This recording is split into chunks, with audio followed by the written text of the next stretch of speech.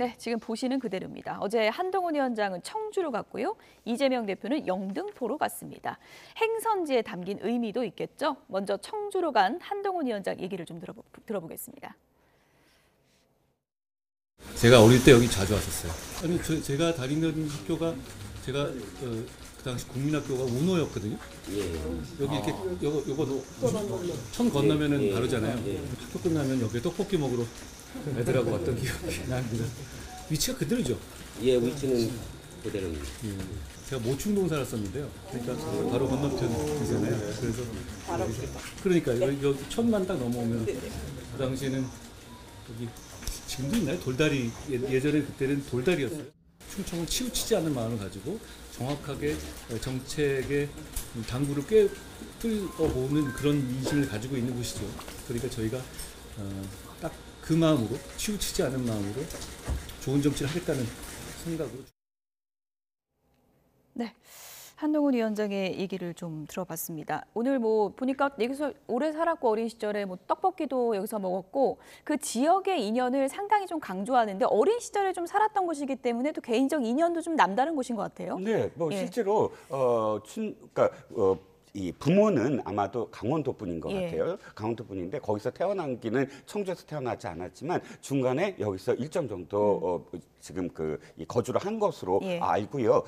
지금 보면 한동훈 비대위원장이 정말로 빠르게 정치적인 어떤 언어 또는 정치적인 행동을 습득하고 있다. 이 영상 말고도 제가 다른 영상을 청주에서 한 걸 봤더니 왜 보통 정치인들이 한두 달, 입문한 지 한두 달밖에 안 됐는데 사람들을 많이 만나거나 하는 걸 굉장히 사실 내심 두려워하거나 예. 그래서 피곤해하거든요. 예. 그런데 굉장히 기껍고 또 오른팔을 드는 각도, 되게 뭐 구호를 외쳐야 예. 되잖아요. 그런 것도 선거에서는. 중요합니까? 각도도? 그렇죠. 예. 각도도 굉장히 부자연스러우면 아유 저 사람 아직도 정치물이 안 먹었네. 뭐 이렇게 예. 표현할 수 있는데 굉장히 자연스럽고 또 가장 중요한 건 이 정치인들의 가장 중요한 점이 메시지가 간결하고 반복돼야 돼요. 닉슨 대통령이 언제나 주장한 겁니다. 메시지 1000만 번 반복해라. 똑같은 말을. 예. 그래야 그 사람에 대한 어떤 이미지가 딱 굳어진다. 문재인 대통령 그러면 사람 이렇게 떠올릴 수 있는 어떤 이미지가 있잖아요. 예. 그런데 지금 한동훈 비대위원장이 거의 매일같이 지금 언론의 주목을 받으면서 하는 말들이 뭐 통진당의 후예 뭐 이런 것들은 거의 매일 반복합니다. 그럼으로써 비례정당에 대한 어떤 포지셔닝을 상대 그 정당의 포지셔닝을 확실하게 사람들에게 인지시키는 거거든요. 예. 이런 점들을 보면 와, 2달간에 저렇게 습득할 수 있을까 하는 생각이 들 정도입니다. 예, 뭐 청주에서 이런 얘기도 했습니다. 뭐 그냥 왔다 가는 게 아니라 내가 오늘 하루 종일 여기에 있겠다라면서 뭐 저녁 일정까지 상당히 바쁘게 소화했다고 하는데 이 청주의 표심만 놓고 보면 4년 전에 뭐 국민의힘이 굉장히 좀 뼈아픈 기억이 있는 곳이잖아요. 그렇죠. 예. 그러니까 청주 같은 경우는 사실은 그렇다고 해서 어느 한쪽에 힘을 실어준다고 보기도 어려워요. 왔다 갔다 하는 스윙보트 역할을 주로 하는 건데 4년 전에는 다 졌으니까요. 다 졌죠. 그러니까 예. 그런 부분이 좀 뼈아픈 거죠, 본인한테는. 그래서 뺏어 와야 되는 상황이잖아요. 그런 상황이니까 더 열심히 하는 걸로 보여지고요. 그러나 이제 뭐 본인이 어떤 역할을 해서 하루 가서 저기 있는다고 해서 뭐 표심이 완전히 바뀌고 이러질 않겠죠. 예. 그럼에도 불구하고 본인 입장에서는 이제 국민의힘에서 어쨌든 한 석이라도 가져와야 되는 상황이니까 더 열심히 뛸 수밖에 없는 지역인 것 같고 예. 그만큼 이제 현재 국민의힘이 좀 어려운 지역 또 현역을 배출하지 못한 지역을 집중적으로 돌아다니는 것 같아요. 그래서 거기 있는 사람들의 민심을 좀 받아들여서 가능한 한 민주당 현역으로 있는 곳들의 표심을 좀 받아와가지고 예. 한 석이라도 좀 얻어내겠다는 의지인 것 같은데 그게 바로 이제 청주를 방문한 이유가 아니겠습니까? 저는 예. 생각하고 이종훈 실장님하고 이제 의견이 다른 거는 품격이 좀 있었으면 좋겠어 언어에 좀 품격을 좀 갖추시고 정치인이 되셨으면 예. 말씀을 좀 품격 있게 했으면 좋겠어요. 너무 그냥 그 막 말씀하시지 마시고 예. 조금 그랬으면 좋겠다 개인적으로 그런 생각이 있습니다. 예. 시장 간 모습 보셨는데 또 육아맘들과의 간담회 자리도 있었는데요. 이곳에서 한동훈 위원장이 아기를 또 안는 모습이 또 화면에 잡히기도 했습니다. 화면 보실까요? 육아맘들과의 간담회 자리인데 한 아기가 한동훈 위원장 품에 안겼는데 저렇게 안경을 또 빼앗기도 했습니다. 뭐 아기는 지금 누군지 관심이 없고 이제 저 안경이 좀 신기했을 것 같은데 한동훈 위원장이 아기를 또 능숙하게 또 이렇게 네. 대하는 모습이 네. 이렇게 달래는 모습이 이렇게 화면에 또 잡히기도 했더라고요. 네, 그렇습니다. 네. 저 아기가 굉장히 대단한 일을 했네요. 왜냐하면 한동훈 비대위원장이 안경 벗은 모습이 한 예. 번도 찍히질 않았거든요.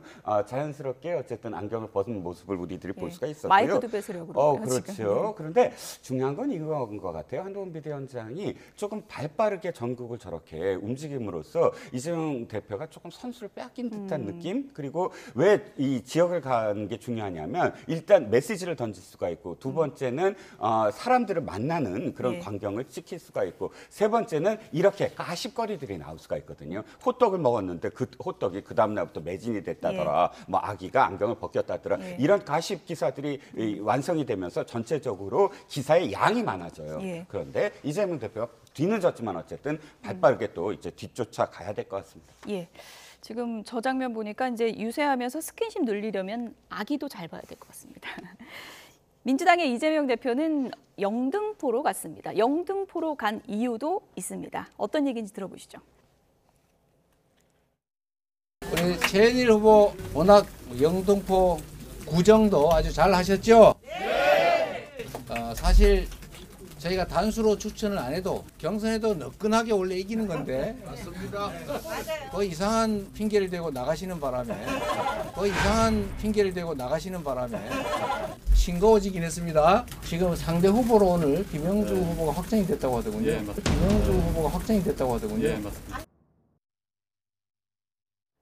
오히려 잘 된 것 같아요. 예. 네. 아직 안 끝난 것 같은데요. 잠시 들려주시죠. 예. 들어봐야 될 것 같습니다. 평가 제도를 두고 말들이 꽤 많은데 탈당하시고 저 상대 정당으로까지 가시는 것은 도저히 납득이 안 돼요. 네. 탈당한 국민의힘으로 간 김영주 후보의 지역구죠. 영등포갑. 이재명 대표가 이곳으로 달려간 이유가 바로 그거겠죠? 그렇죠. 예. 아무래도 김영주 이제 의원이 국민의힘으로 입당을 하셨기 때문에 어쨌든 이제 저 지역에서 반드시 이겨야죠. 예. 그리고 이제 원래 김영주 의원이 의원을 하고 계신 그 지역이니까 민주당이 그래서 내리 삼선을 했던 것 아니겠습니까? 그렇다고 하면 민주당이 유리한 지역이기도 할 수 있다고 볼 수 있을 텐데 그런 점에서 본다고 하면 김영주 의원하고 이제 대결을 해야 되는 최 후보에게 힘을 실어주는 거죠. 그래서 저는 그렇게 보고 예. 최 후보도 사실 저기서 구청장을 하셨어요. 그래서 텃밭이기도 하고 본인이 오랫동안 저기 정치를 하셨던 곳이기 때문에 저는 뭐 좋은 경기가 될 거다, 좋은 경쟁이 될 거라고 생각을 하고요. 이재명 대표 입장에서는 최현일 후보가 승리해야만 김영주 의원이 국민의힘으로 넘어간 것에 대해서 국민적 심판을 받게 만드는 방법이지 않겠어요? 다른 방법은 없고 예. 그런 상황이기 때문에 더 힘을 실어서 어쨌든 영등포 그래서 반드시 승리하도록 만들어야 된다는 그런 어떤 그 필요성 이런 부분들이 결국 이재명 대표로 하여금 영등포구에 가서 최현일 후보를 적극적으로 지지하게 만드는 요인이 되지 않았을까 그렇게 생각합니다. 네, 근데 뭐 지금 영등포 저 지역구가 김영주 의원이 오랫동안 또 표밭을 다져온 지역인데 지금 유권자들도 어쨌든 당을 나온 후보, 민주당 출신 후보와 민주당 후보가 지금 대결을 겨루는 그런 구도가 된 거잖아요. 네, 이게 표심이 그렇습니다. 어떻게 좀 움직일까요? 일단 영등포을로 간 이유가 무엇일까요? 예. 뭐냐면 이겁니다. 만약에 김영주 후보가 하위 10%로 의정 활동도 제대로 못하고 지역구 활동도 제대로 못했다고 한다면 예. 영등포을에 굳이 갈 이유가 없어요. 왜냐하면 그만큼 경쟁력이 없는 후보였고 예. 그 경쟁력이 없는 후보를 내쳤고 그리고 경쟁력이 있는 후보를 대신 지금 앉혔으니까 상당히 자신한테 유리하다고 생각을 하기 때문에 김영주 후보에 대해서 하위 10%라는 그런 통보를 하지 않았겠습니까? 예. 그런데 사실은 김영주 후보가 이 민주당에서 첫 손에 꼽히는 조직 관리자래요. 조직을 진짜 잘한다고 합니다. 이 얘기를 누구한테 들었냐면 바로 김영주 후보랑 4년 전에 맞서 싸운 박선규 후보의 예. 캠프의 당직자로부터 들었는데 정말 김영주 후보가 벽이더라는 거예요. 싸워봤더니 예. 그게 어떤 벽이냐면 정말 조직에 있어서는 예. 진짜 귀재였다는 겁니다. 그렇기 때문에 이 조직이라는 것이 예. 어떤 정당, 성향 이런 것만이 아니라 네 번을 거듭하면서 다져온 그런 그 자기 나름대로의 어떤 예. 노하우 이런 것들이 굉장히 경쟁력이 있다고 하니까 아마 지금 교수님 말씀처럼 진짜 명승부가 될 것으로 보입니다. 탈당을 어떻게 보는지 김영주 의원 지금 뭐 두 분이 좀 혼선이 있었는데 영등포 갑 지역이죠? 갑, 예, 영등포 을이 아니고 네네. 영등포 갑입니다. 네. 김영주 의원이 이제 전략 공천을 받아서 지금 국민의힘 후보로 나왔기 때문에 이 민심이 당을 옮긴 것을 어떻게 평가하는지도 이번 총선 결과를 통해서 좀 알아볼 수 있을 것 같습니다. 지금 뭐 30여일 남은 상황에서 정당 지지율, 성적표는 어떻게 나오고 있는지 YTN의 여론조사부터 좀 보도록 하겠습니다. 네, YTN의 정기 여론조사에서는 어느 정당을 지지하는가 질문에 지금 보시는 대로 국민의힘은 36%가 나왔고요. 더불어민주당은 39%, 오차범위의 차이가 나타났습니다. 다음 그래픽 볼까요? 네, 내일이 총선이라면 33%가 국민의힘을 뽑겠다라고 답변을 했고요. 더불어민주당 후보를 뽑겠다고 한 답변은 26%인데요. 이것은 저희 YTN이 조사한 여론조사가 아니고요. 연합뉴스TV에서 조사한 여론조사 결과입니다. YTN 조사와는 조금 결이 다르게 나왔는데요. 여론조사 기간마다 조금씩 수치는 다르게 나오는 것 같습니다. 네, 다시 YTN 여론조사 결과를 좀 보겠습니다. 네, 지금 정당 지지도가 나왔고요. 공천에 대한 평가 부분도 저희가 그래픽으로 좀 볼 수 있으면 좋겠는데요. 공천에 대한 평가는 어떻게 나타나고 있는지 좀 보도록 하겠습니다. 네, 국민의힘 공천 어떻게 보느냐 이 질문에 44%가 긍정적으로 본다. 부정적으로 본다는 37%, 그러니까 긍정적으로 본다는 답변이 더 많이 나왔습니다.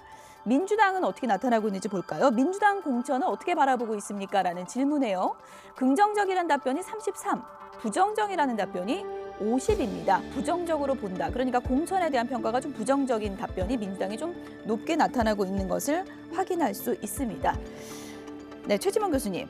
정당 지지도는 뭐 여론조사 기간마다 조금씩 다르게 나타나는데 YTN 여론조사 결과만 보면 민주당 지지층이 좀 결집했다 이렇게 볼 수 있을까요? 뭐 그렇게 볼 수도 있는데 저는 뭐 이게 아까도 말씀하셨지만 여론조사 결과마다 다 다르게 나오잖아요. 저는 뭐 우열을 가리기 힘들다고 생각해요. 비슷하다고 저는 보고 있고 민주당 후보들은 제가 당부하고 싶은 것은 안 좋은 여론조사를 기준으로 생각해라. 이 얘기를 꼭 해주고 싶어요. 그러니까 좀 지지고 있다고 나온 여론조사 있잖아요. 그거 가지고 생각해라.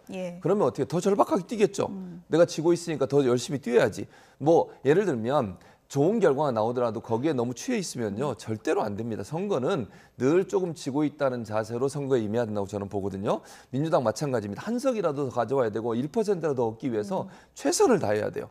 모든 수단과 방법을 동원해서 국민의 민심을 얻게 노력해야 된다. 그래서 저는 늘 기준을 더 안 좋은 여론조사 기준에 맞춰서 생각하고 판단하고 행동하는 게 필요하다. 모든 여론조사 중에서도 안 좋은 여론조사를 기준으로 해서 지금의 상황이 어렵다는 걸 인식하고 더 열심히 절박하게 뛰어서 국민의 민심을 얻기 위해 노력하는 그런 자세가 필요하다고 생각합니다. 네, 정당 지지도 질문 한 가지만 더 드리고 저희가 속보를 좀 전해드리도록 하겠습니다. 이게 뭐 30여일 남은 상황이고 뭐 다른 또 여론조사 보면은 국민의힘이 좀 오차범위 내로 오차범위 밖으로 앞서간다는 또 조사 결과도 나오고 있기 때문에 이게 30여일에서 시간이 더 좁혀지면 어떻게 두 정당의 지지율이 좀 좁혀지는 추세로 갈까요? 아니면 좀 벌어질까요? 자, 국민의힘이 받을 수 있는 이 앞으로의 어떤 그 지지율은 제가 지금이 정점일 것 같아요. 지금이 정점이다. 지금이 정점. 그러니까 공천 경쟁은 지금 우위를 선점했어요. 그런데 앞으로는 사실 마이너스만 있어요. 떨어질 일만. 그러니까 막말 논란이라든지, 그러니까 선거 한 3주 전부터는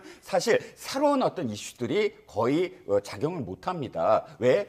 이미 거의 다 결정을 했어요. 뒤늦은 어떤 부동층들도 보통 정치학에서 2주 전까지는 다 어느 정도는 다 결심을 한다라고 생각, 뭐 그렇게 논문에 나오거든요. 그러면 이제 흔들리지 아니한 양쪽의 지지층에서 혹시나 흔들리는 변수는 막말이라든지 이런 변수들만 관리하면 될 텐데 중요한 건 이제 무언가를 잘해야 됩니다. 지금까지 상대가 못한 것 때문에 올라간 것이기 때문에 사실 저도 똑같이 국민의힘도 우리 힘으로 다시 지지율을 다져야 된다라는 생각을 해야 된다는 겁니다. 네, 지금 뭐 속보가 한 가지 들어와서요. 이 얘기를 좀 전해드려야 될 것 같습니다. 홍영표 민주당 의원 얼마 전에 이제 공천 과정에서 이제 컷오프가 됐는데요. 탈당을 놓고 고심 중이다. 지난 월요일에 YTN 뉴스에 출연해서 탈당을 할지 말지 이번 주 내로 결정을 하겠다라고 밝혔었는데 결국 오늘 조금 전에 탈당하겠다 선언을 했습니다. 홍영표 의원이 YTN에 출연해서 만약 탈당을 하게 되면 서른 의원과 함께 민주연합을 구성해서 이후에 새로운 미래, 그러니까 이낙연 대표의 새로운 미래와 선거 연대를 하고 합치겠다. 힘을 합치겠다라고 계획을 밝힌 바 있는데요. 조금 전에 탈당을 하겠다 이렇게 선언을 했습니다. 민주당이 반대 세력 제거에 몰두하고 있다 이렇게 얘기를 했고요. 공천으로 인해서 정치적 학살을 하면서 이재명 당으로 가겠다는 선전포고를 했다라고 주장했습니다. 이 사당화에 맞서겠다면서 탈당을 오늘 선언했는데요. 이후 제3지대에서 홍영표 의원이 어떤 움직임을 보일지 또 이낙연 대표와는 어떻게 힘을 합칠지 좀 지켜봐야 할 것 같습니다. 전국 관련 소식은 여기서 좀 줄이겠습니다. 지금까지 이종근 평론가, 최지봉 교수 두 분이었습니다. 고맙습니다.